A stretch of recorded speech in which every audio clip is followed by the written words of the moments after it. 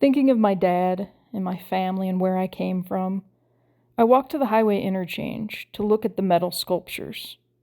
3 art pieces dedicated to the past, and 3 focused on the present. After 4 days of winter weather, it felt good to stretch, to be in motion while my mind worked out the riddle that had me confounded. Who was I? Who am I? I temporarily forgot to think of such things, and my expectations and reality collided together, shattering into a million tiny pieces. But I knew I had to exist in that terrible moment and let it scratch and slice and cut me until I came out on the other side. I always think better when I'm on the move, my feet covering ground, guided by the sun, embraced by the breeze. The tractor reminded me of my brother and his rusty blue beast, and the time he wanted to relax, but I roped him into helping me fell a dead tree, and the look of panic on his face as the rig did a wheelie before slamming back to the soft earth. The tractor reminded me how lucky I was to be raised outside, barefoot and nearly feral, exploring and dreaming.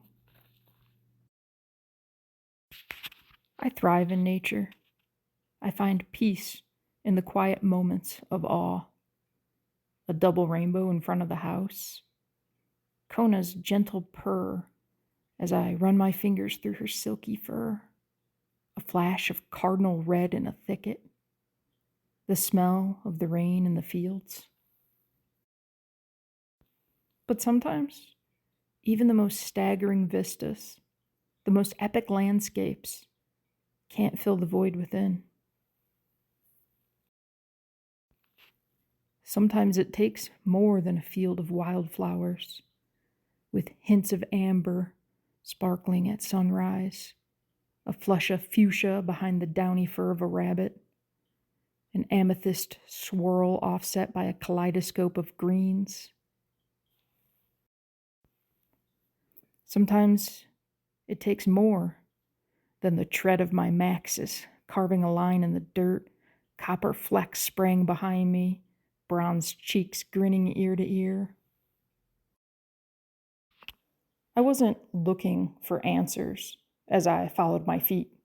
I was existing in the moment, a detour from my planned stop at the market, an unscheduled side quest because it felt right.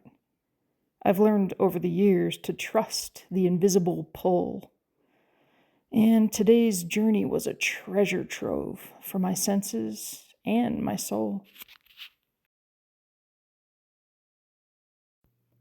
After documenting the welded representation of life on the western slope, my feet kept pulling me further along.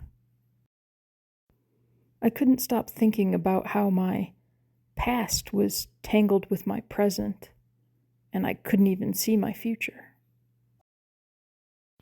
I found a sense of peace in the most unexpected place. Sitting at a war memorial, the buzz of the highway roaring behind me, the indulgent aroma of sweet and tangy barbecue in front of me, I realize it's not about finding a place without grief or suffering.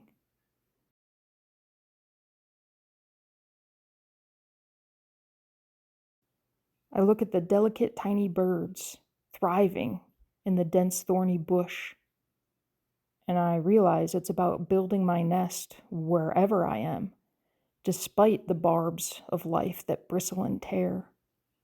It's about living in the middle of it all.